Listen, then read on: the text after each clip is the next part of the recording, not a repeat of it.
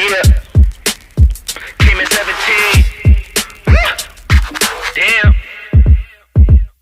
What's going on, squad? What's going on, YouTube? What's up? What's up, man? What's up? How y'all doing this morning, man? Good Sunday morning, man. I'm gonna shoot y'all a couple videos, like 2 videos, because, you know, the game and everything coming on, so I gotta go to my love house, get ready for that. But the first one we got right here, man, is it's Houdini. Well, this one is not a song. It's more like a documentary, and hopefully it don't get taken down. But if y'all think it's gonna get taken down, let me know in the comment section down below, and I'll do a video. I'll do a song for y'all and take this down. If y'all think it's gonna get taken down, because I do not want none of my videos to get taken down. You feel what I'm saying, dog? But anyway, though, man, we got Houdini and the Curse of Canada.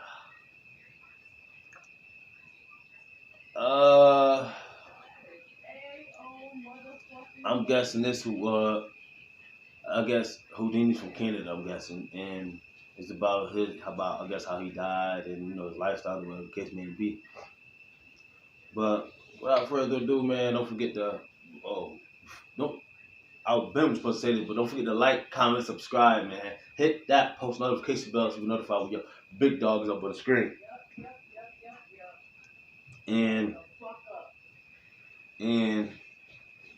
don't forget to comment down below what y'all think of this video. And also, if y'all think this video would get taken down. And if you think this video will get taken down by YouTube. Let me know what y'all think and what y'all think of this reaction, man.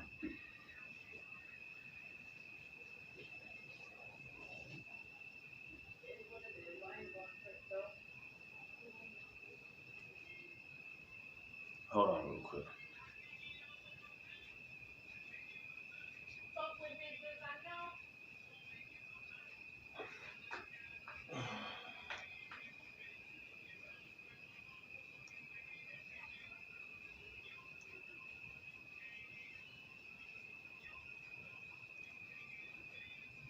But yeah, man, without further ado though, we just finna hop into this, you feel me? Let's get it. Though Canada doesn't have the same reputation for violence as the US, it still has its fair share of dangerous hoods and deadly rap beef. Houdini, one of the most promising rising rappers from the 6, was tragically gunned down in Toronto's entertainment district in May 2020 due to a violent gang feud with another hood in the city. Let's take a closer look at the story of Houdini. Oh, so he just died last year. He just died. Wow, he just died last year. Okay. All right, man. RP Houdini, man. Houdini, one of the most promising rising rappers from the 6, was tragically gunned down in Toronto's entertainment district in May 2020 due to a violent gang feud with another hood in the city. Let's take a closer look at the story of Houdini and the Curse of Canada. Houdini was a rapper from Toronto, best known for tracks like Late Nights and Backseat. At the time of his death, he was on his way to becoming one of the biggest stars in Canada, besides major names like Drake and The Weeknd.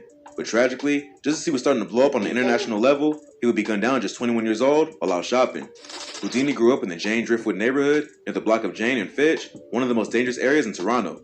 He started rapping under the name Da Houdini in 2016, but then shortened it to just Houdini in 2018.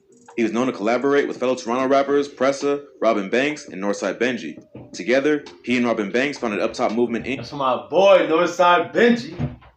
Yes, sir. That's my boy right there. He nice.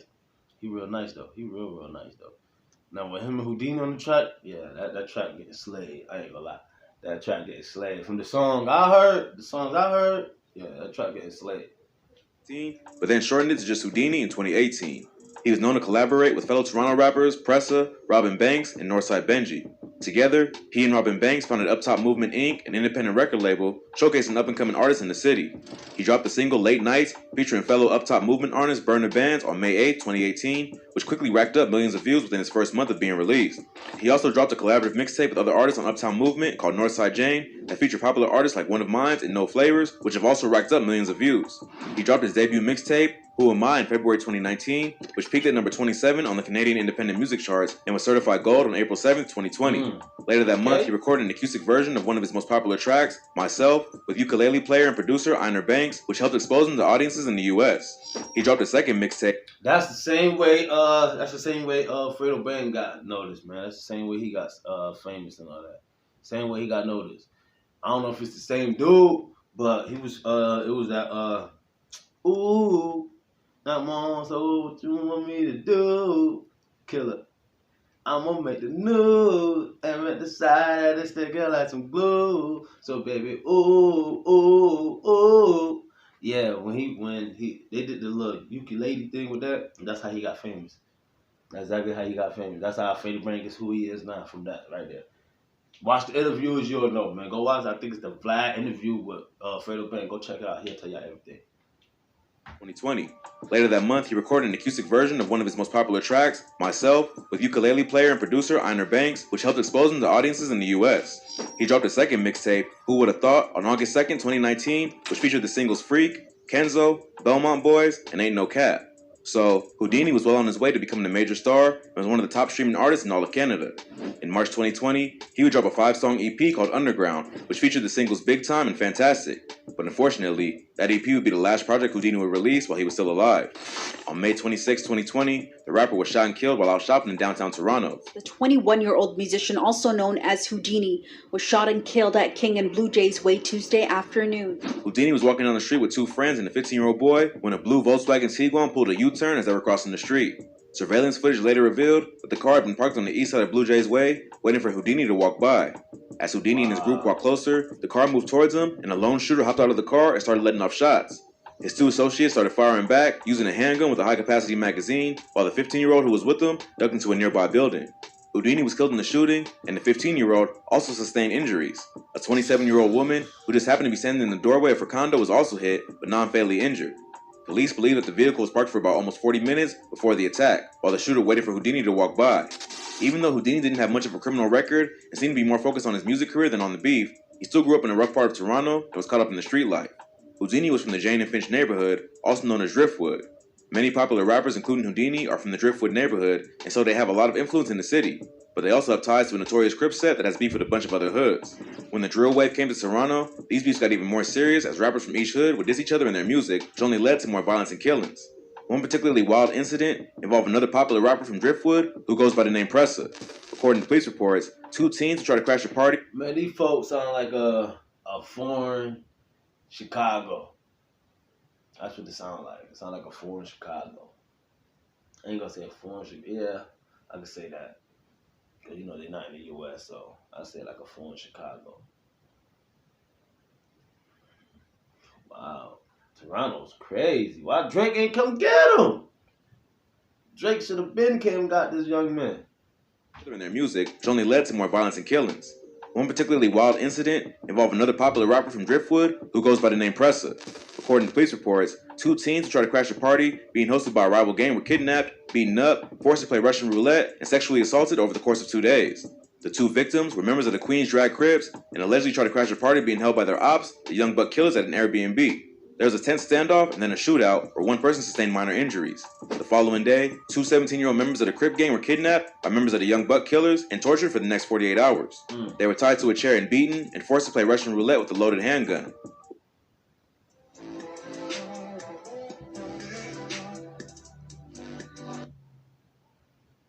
Cash App's debit card is customizable and there's a glow-in-the-dark version so you can always find it. Just open the... What's even crazier is that they were allegedly forced to perform sexual acts on each other against their will, and it was two dudes who were kidnapped. The teens were released to their parents after their parents agreed to pay a ransom. The Young Buck Killers are from the up top section of Jane and Finch, and originally Pressa was involved in the case. But he was cleared of the charges after another rapper who goes by the name Ransky Glitchy was convicted of the kidnapping and sentenced to 6 years in prison. So, it's not hard to see why other areas in Toronto have beef with Driftwood. Not long after that, another popular rapper from Driftwood, Robin Banks, was shot 9 times at a nightclub in Woodbridge. Woo! Robin Banks was one of the founders of Up Top Movement and was known for helping other rappers in the city promote themselves and develop their careers. He and other rappers on the label started to build a major buzz in the city and even caught the attention of mainstream artists like Meek Mill. Meek played the rapper's video on his Instagram and was even discussing signing to his Dream Chasers label. To celebrate, Banks decided to throw a party at a hookah lounge called Cameo, but announcing the party gave his ops the drop and they showed up to confront him. The fight resulted in a shooting where Banks was hit 9 times. Miraculously, he survived but suffered injuries to his back, neck, chest, shoulder, wrist, and spinal cord. Damn. One bullet even grazed his skull. Although he survived, he's now a paraplegic and is paralyzed from the neck down. 2 men were later arrested for the crime, a 29-year-old named Nicholas Roden and a 22-year-old named Rashawn Anderson. Roden was given a 16-year sentence, and Anderson was given a life sentence. Robin Banks did not let the shooting stop his hustle, and he's continued to release tracks and promote other local artists in Toronto, but his ops have used his disabilities to create memes and take shots at him on social media. So, the incident only escalated the violence between Driftwood and their enemies. The following summer, Driftwood would get into beef with another hood that would only make the violence worse, after another popular rapper named Smoke Dogg was killed by a dude from Driftwood. Shots rang out on this busy block of Queen Street West just before. Smoke Dogg. Why that name sound familiar? Smoke Dogg.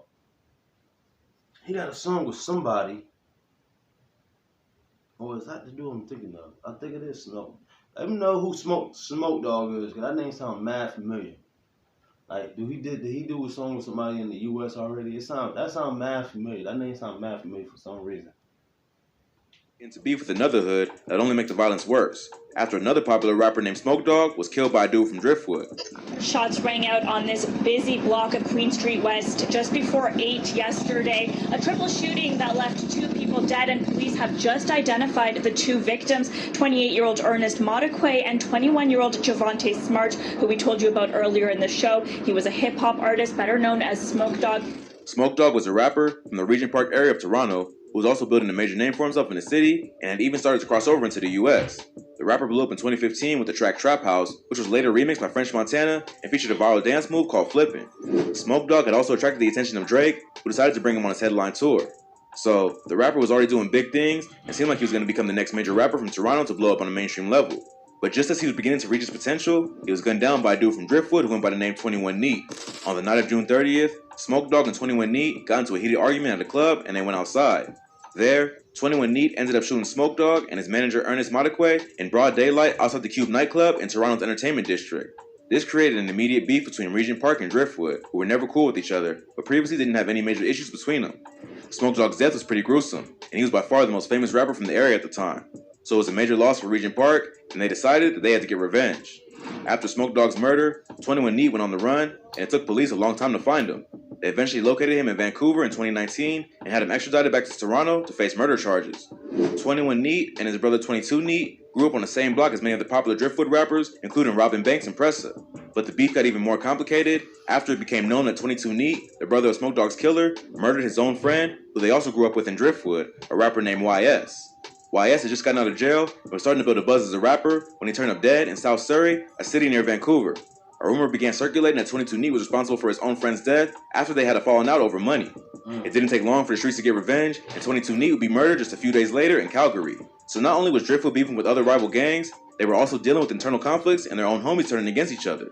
The next rapper from Driftwood to lose his life to gun violence went by the name 4400, or just Talib Twin.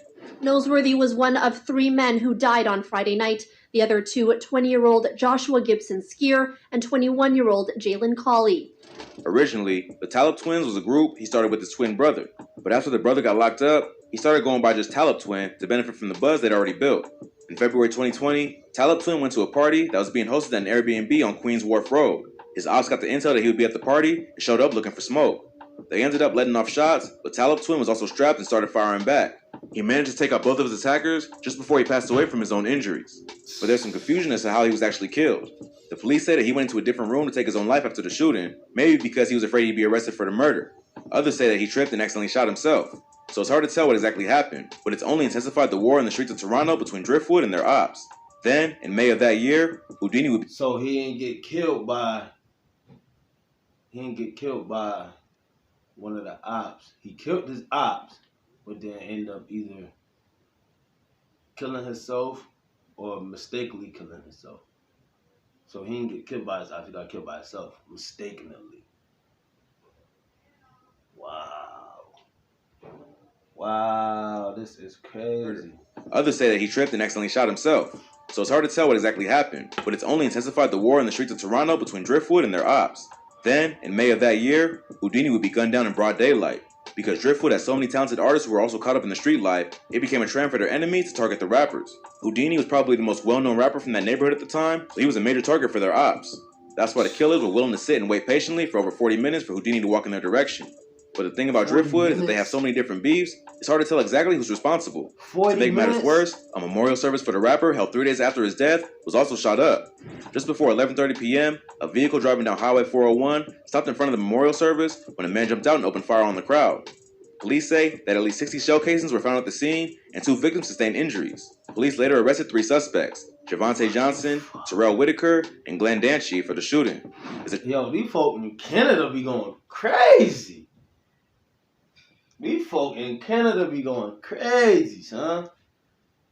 How you kill somebody, then 3 days later when they had the memorial, the first memorial for him, y'all come and shoot that up?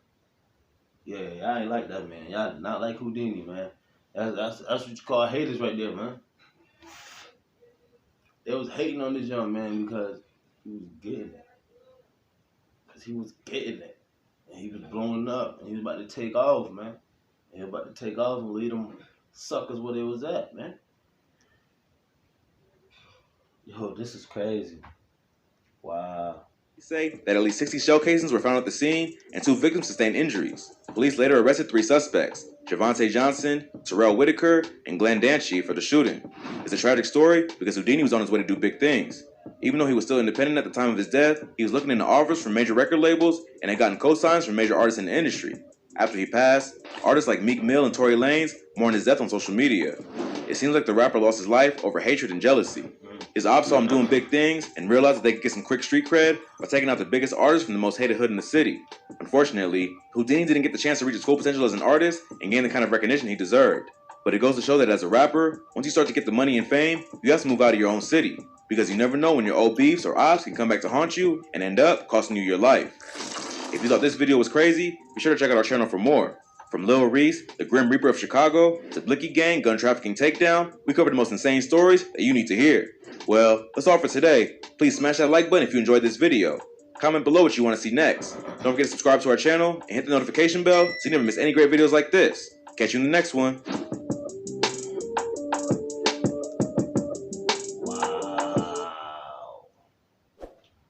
Wow. He got killed over it. Jealousy and hate. So you don't flash too hard until you, especially if you beat it hard in your city, you don't flash too hard in your city till you leave the city, man. Cause there's gonna be a lot of people hating on you, man. Like I said, man, Drake should have been took this man out of here, man. If he was really that nice and had all these industry co-signers and major record labels and all that, man, Drake should have took him out of there, man. Drake should have had him under his wing, man. So I guess the only 2 rappers they got right now is Drake and Weeknd. I didn't know the Weeknd was from Canada. I never knew that. That's crazy though, man. That's wild, man. That's wild, man. R.I.P. to Houdini, man. R.I.P. to all his folks that passed away, man. That's crazy, man. And they all was rappers too. All up and coming rappers too. About to blow up. That's just sad, man. That's just sad, man. But, man, don't forget to like, before we get out here, don't forget to like, comment, subscribe, man. Hit that post notification bell so you can be notified when your big dog on the screen, man. For more great videos, man. You feel me? If y'all got some more videos like this, man, that won't get taken down, let me know, man. I'll react to them, man. This right here was crazy. I just pray YouTube don't take this video down, man. You feel me? If y'all think it's gonna take it down, let me know and I'll take it down before they do. And I'll do another video for y'all. But until then, man, y'all stay safe out here, man. Y'all stay safe, man. You can't go nowhere, man. Y'all stay safe, man. But y'all take care of each other and protect each other, hey, man, because we already know them folks in blue. Hey, and don't forget to follow me on Instagram, man. From me to y'all, man, I love y'all. This is y'all channel as well as it's mine, man. Y'all take it easy. Till next time, your boy gone. Yeah.